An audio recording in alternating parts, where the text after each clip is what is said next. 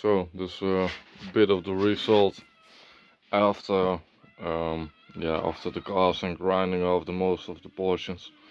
As you can see, it really is thick, around a centimeter thick. I believe the tsuba needs to go around to, I believe, 6 millimeter, maybe 8, something like that.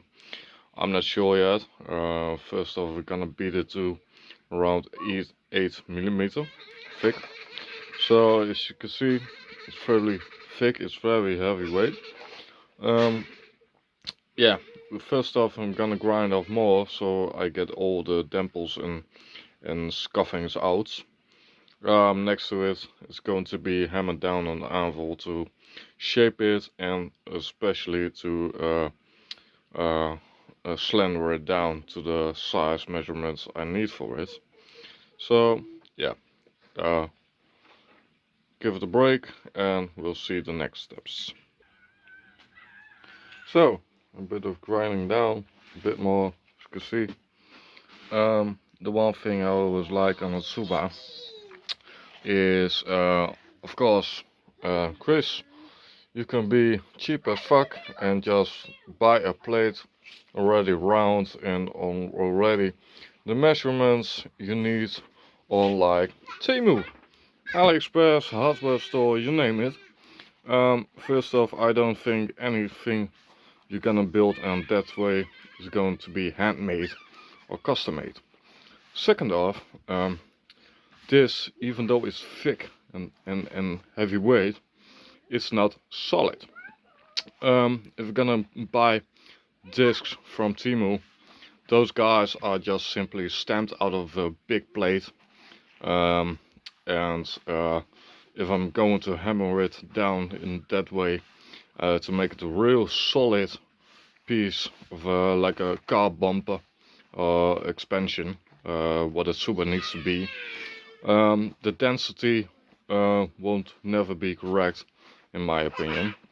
So first off, this is how you handmade a tsuba.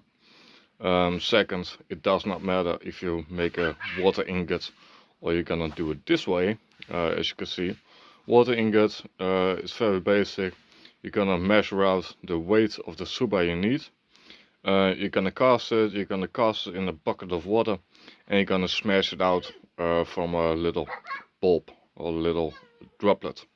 In that case, you'll immediately get the size and the weight of the tsuba you need.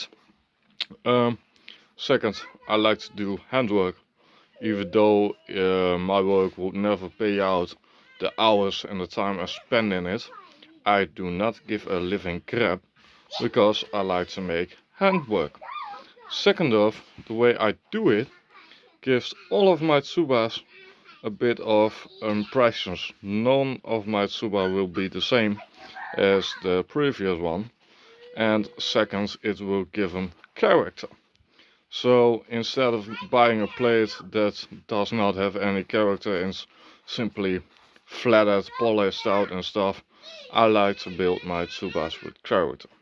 So from this step on, it's going to be a bit more of grinding, but overall I want to keep him with character.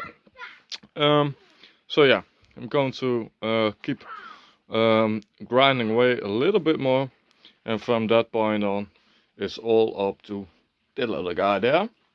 It's going to be hammered down to the shape and the size and the density I need for it. Yeah, cheerio on guys.